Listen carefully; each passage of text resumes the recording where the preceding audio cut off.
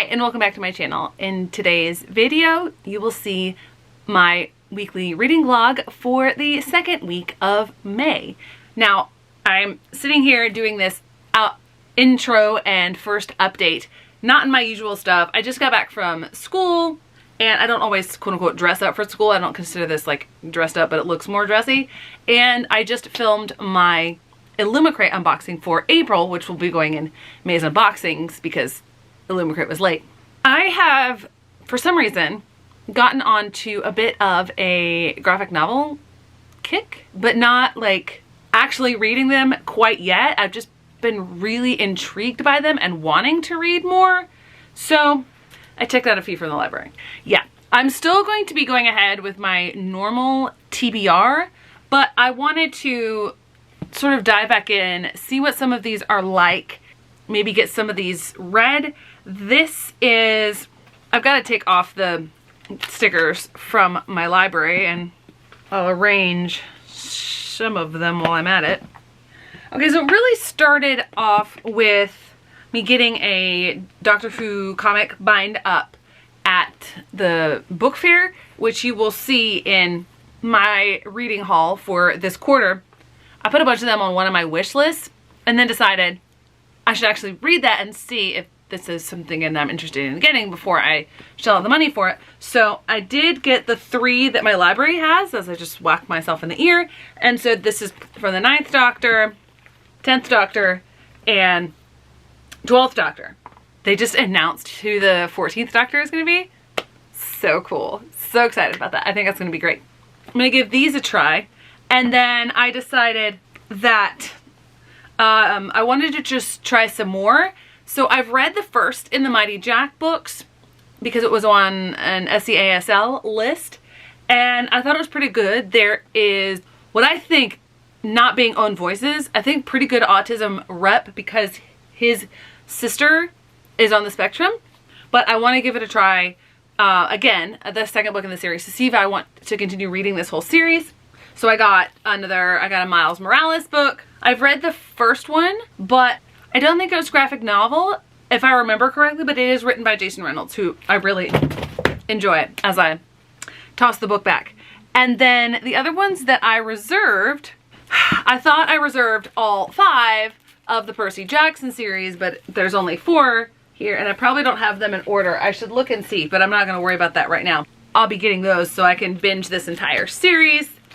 And then while I was there, so one of my holds has not come in yet, and that's the Kane Chronicles one. But while I was there, I saw the first of the 2 volumes of Persepolis, and this has been on my wish list, so I picked up that one as well.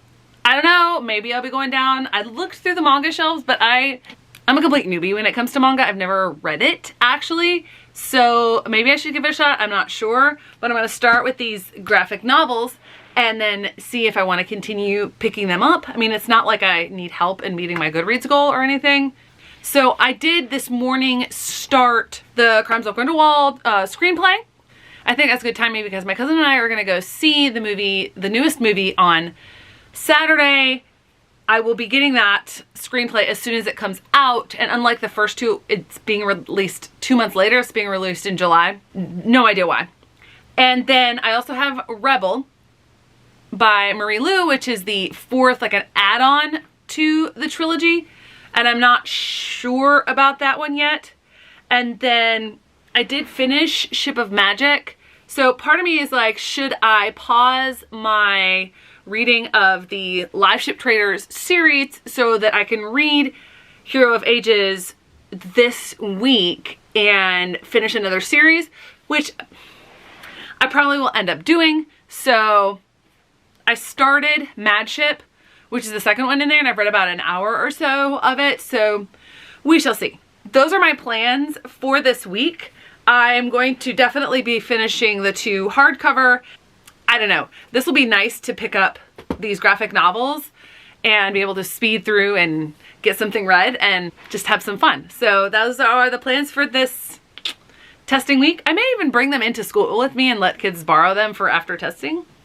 Who knows? So we've reached Tuesday afternoon, and it is, I keep saying it's that time of year, but literally this is state testing week. So the kids lose their mind. We have different schedules. We have testing in the morning, and then we end each day with incentive, just like send them out to run around, get their energy out. It's the end of the day. So like all of my brain power, pretty much gone. Maybe I should start reading this book in the morning when I have more brain power. Anyway, this morning I read longer than I planned just because this read quite quickly and I just wanted to finish it. So this is the screenplay for Crimes of Grindelwald. A lot of people had been saying that it was like a hot mess, and I could see that in the screenplay.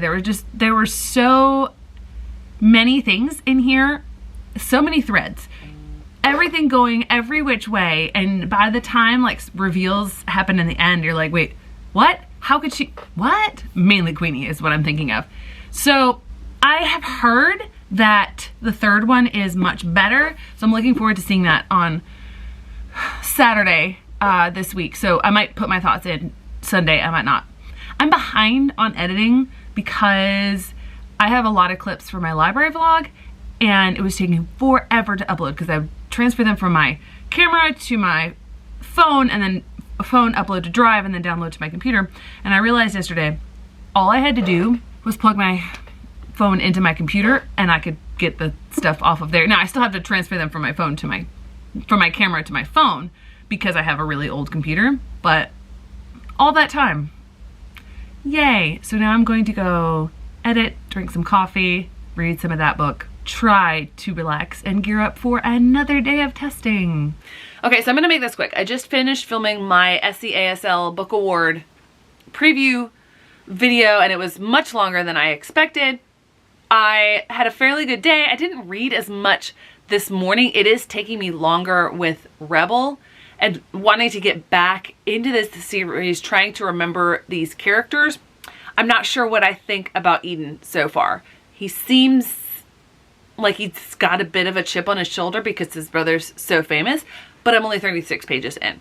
I am continuing on with Madship, and things are moving. In that book, these characters, I don't really particularly feel as passionately about any of these one particular characters as I do about Fitz. There's just something about being in Fitz's head where you become so invested in him. There are so many different perspectives in the Live Ship Traders series that you're not necessarily as invested in these characters. But Robin Hobb's character work makes it so that you still care about these characters, even if some of them are, awful. I will say, Kyle, he's still present, but he's not as obnoxious and awful, even though he's still a terrible person. There's been no positive character growth for him. For me, the character right now that I like the least is Malta. She's 13. She's conniving. She's smart, but she's not smart. She doesn't listen. Both her mother and her grandmother try to get her to do things or not do things, and she does them anyway. Like the thing with the dream box.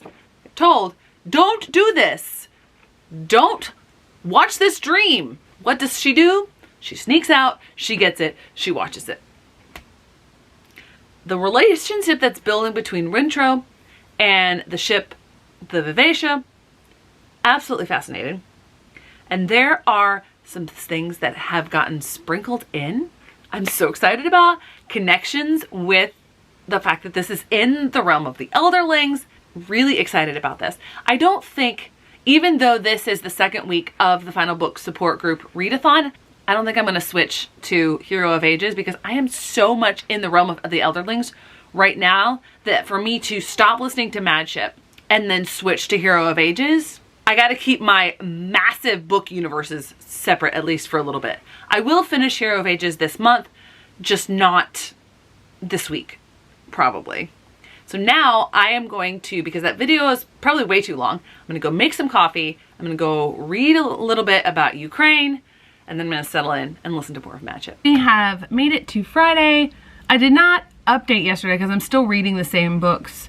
Things are moving slower, a lot slower this month than April. And I expected that to happen in April, but it's happening in May, and not actually unexpected because of all the stuff with school, and how that drives me to procrastinate and not pick up a book. I am about halfway through Rebel, and I'm enjoying it more than I thought I would. I really wanted to get more of the conclusion to the Day and June story than you get at the end of the trilogy. I mean, it's great. It's a great way to end it.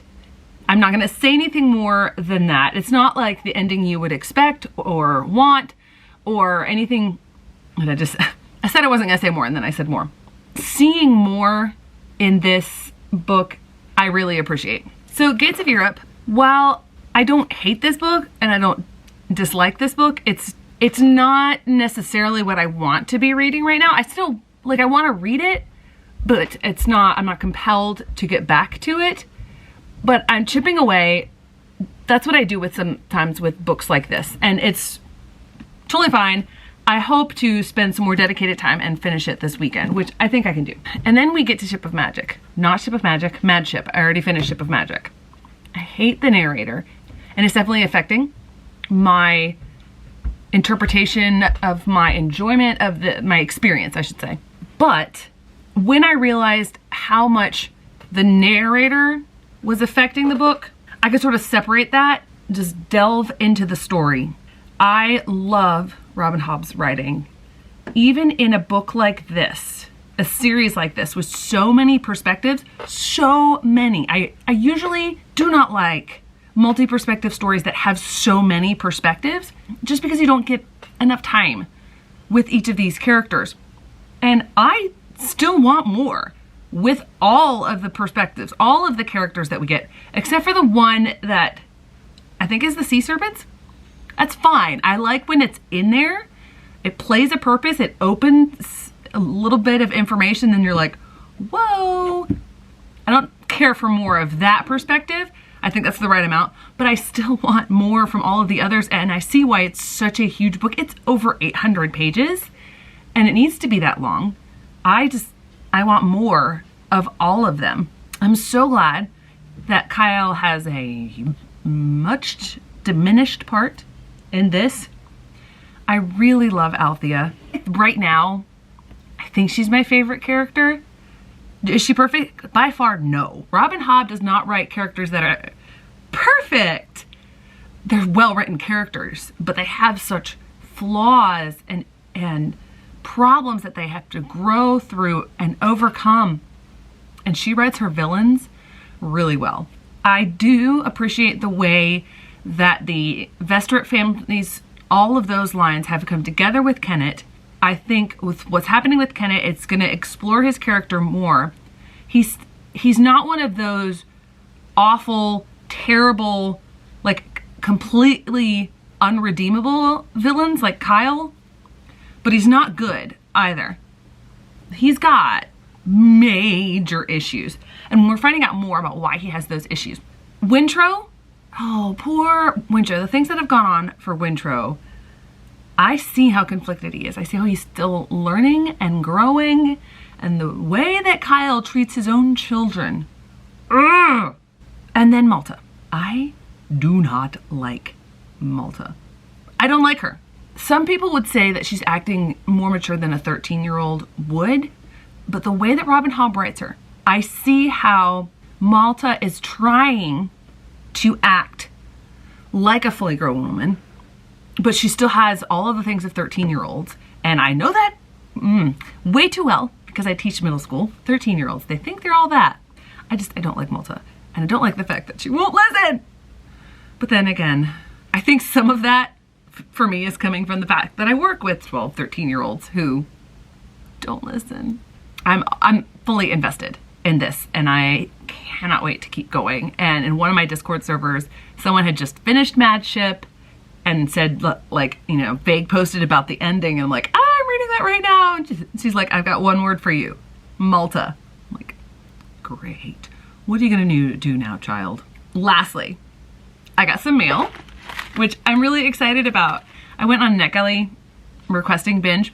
The authors of one of the books actually sent an email. I don't know whether it was sent specifically just to me or if it's something that he has like a forum email or whatever that he sends to all educators who request his book, and because that's what my profile is set up as. I'm an educator. He asked if I would want a physical copy. And I'm like, yeah. So that's what this is. It's a physical copy of the book. He said that it came from, oh wow. Sorry, he said it came from stories that he read to his daughters, or made up for his daughters. And I love that because that's what my dad would do when my sister and I were little. And it also came with this, which it's a little pen. It's not an actual feather, but cool. So this book is, oh, that's so cool. Okay.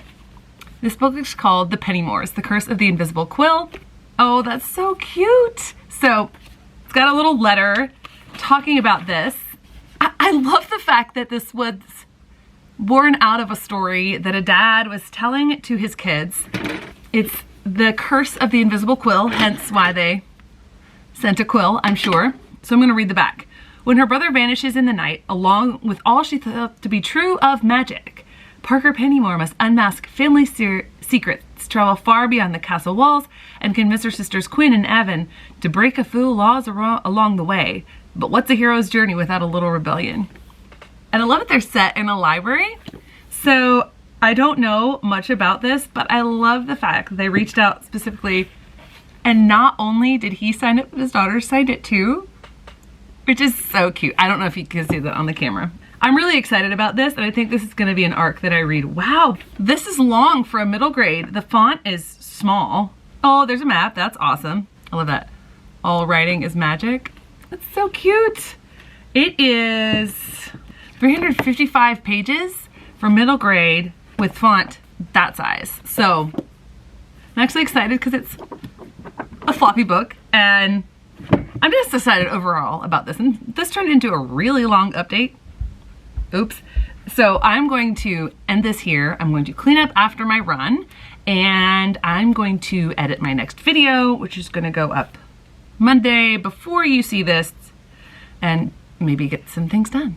So it's Saturday afternoon, and I have read a lot, actually.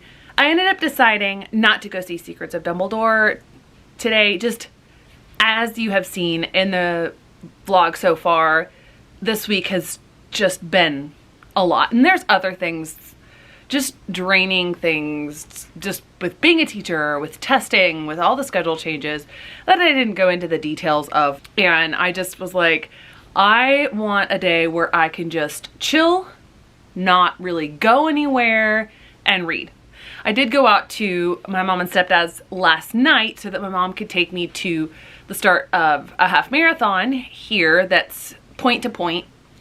She was going to run that with me originally, but it happens to fall on the same weekend as an event that she's really basically running.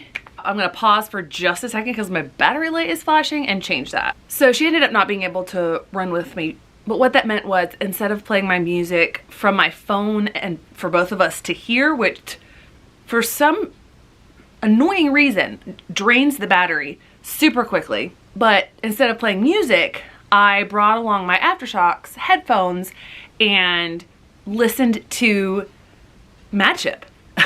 This is the first time that I've run a race and listened to an audiobook while I did it, and I loved it. I got so into the story even while I was running, but I was still able to like occupy myself. That's the thing with audiobooks for me. I have to be doing something else while I'm listening to the audiobook. Otherwise, I guess I tend to fall asleep, or I'm not engaged in the story. It just sort of like goes over my head or whatever. I'm just not paying attention.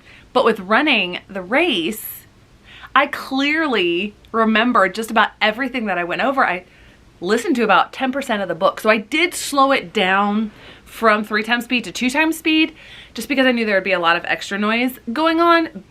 But I still got 11% of the book read while on my run. And then originally my stepdad was gonna come to the finish of the race and just drive me home, but the finish of the race is really close to a part of our normal route from my house. So I'm like, I'll just walk back and, well, run a mile and then walk back.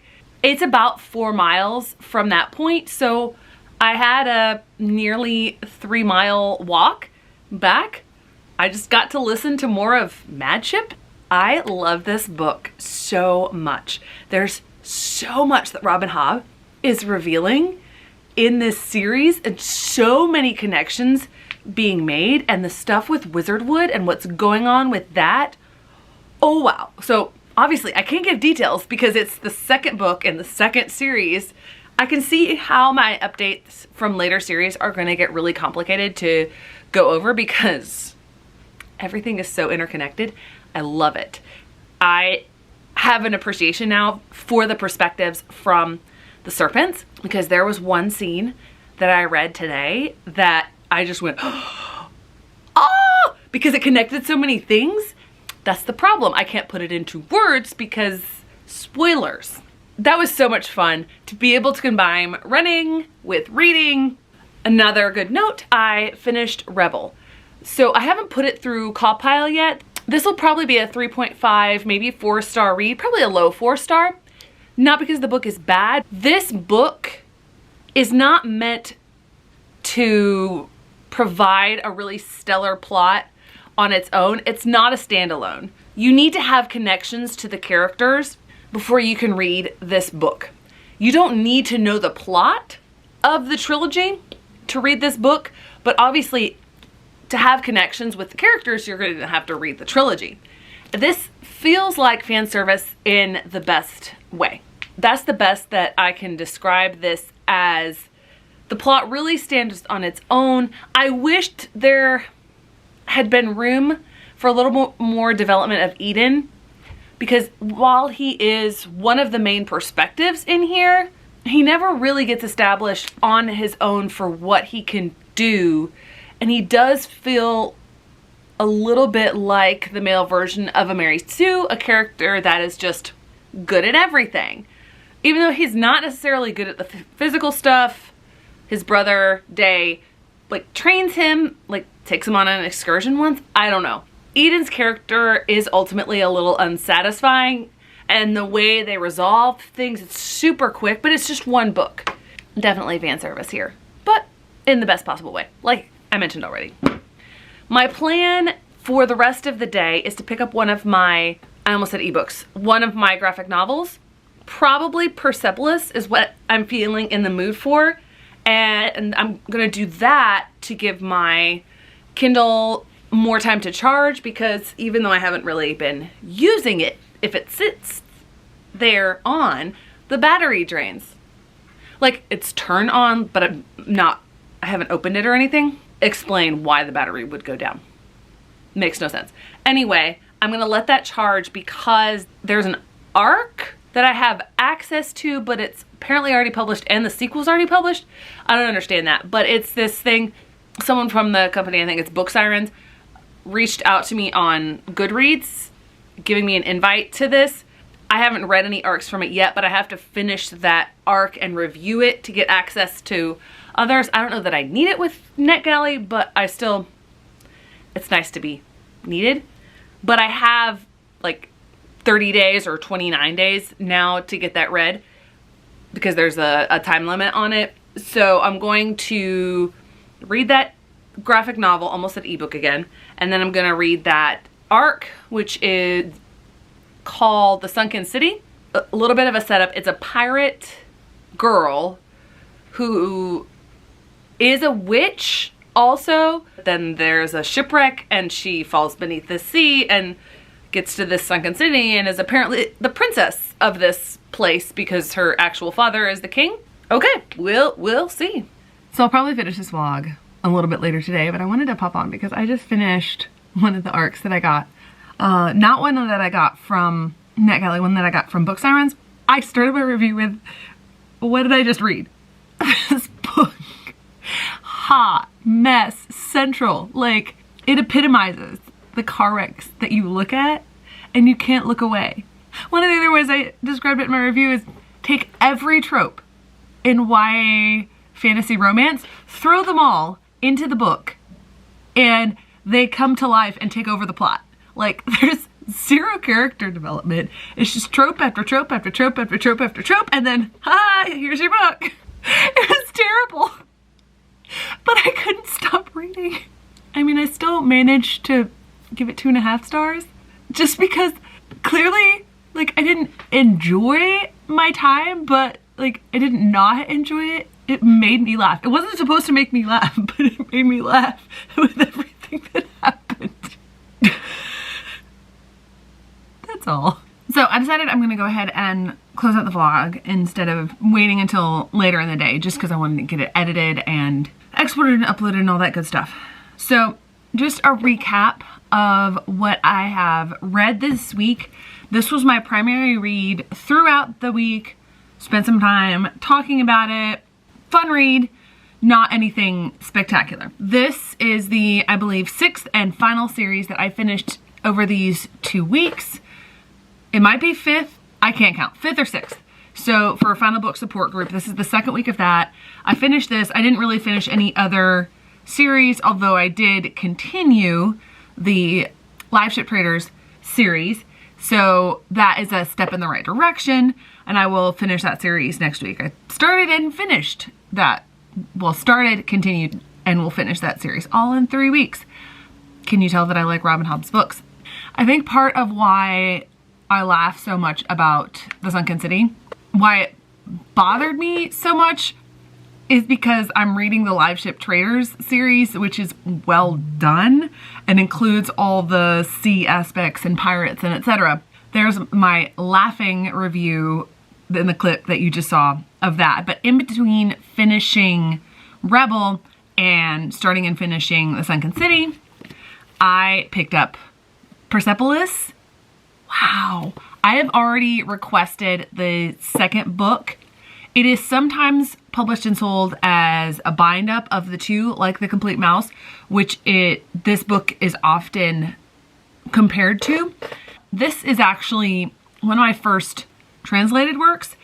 This was first published in French. Marjane Satrapi is Iranian, and she went to a French school, but she was very young, 10, 11, something like that, during the Iranian Revolution. And these 2 books talk about her time through the revolution and everything that came after it. This book in particular, definitely, it has the revolution in it, and like a year or 2 after that. Unlike Mouse, this book does not make all the people into animals, like mice for the Jews and cats for the Germans, but it still talks about some very real, very dark. I mean, some of these images are just so profound. I loved this. Very well written. I will definitely be adding this book and the sequel to my collection. The sequel I've requested from the library, so I should get that soon and be able to finish it. This was a very good read. It was quick, not super fast, because there is a lot of text in the panels, but I also really like her art style in here. I like the art style in here better than Mouse. It's just an art style sort of thing. Well done. I have not finished Mad Ship, but I will definitely finish that today, probably this evening. I don't know if I'll be able to finish this book today or not. It's just reading slower. And one of the things, so I appreciate a lot of the stuff that I've learned in here and a lot of the ways that it puts the current conflict in context. Ukraine is such a fascinating area. It's so difficult to tell the story of a piece of land that hasn't had its own separate identity for, all of time. That's difficult to say, but like when you study American history, a lot of times in books, they will go back to like the start of European influence in the United States, or what is known as the United States today. And it's almost a clearly defined time frame. When you study the history of England, that's even more clearly defined because it's an island and it's a specific piece of land, even though there were lots of different influences throughout history.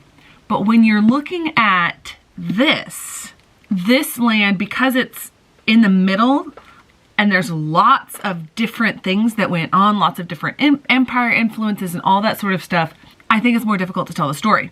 And so most of this, actually, like the early part of the history is talked about very quickly, relatively quickly. And then most of the book is actually once it becomes quote unquote defined.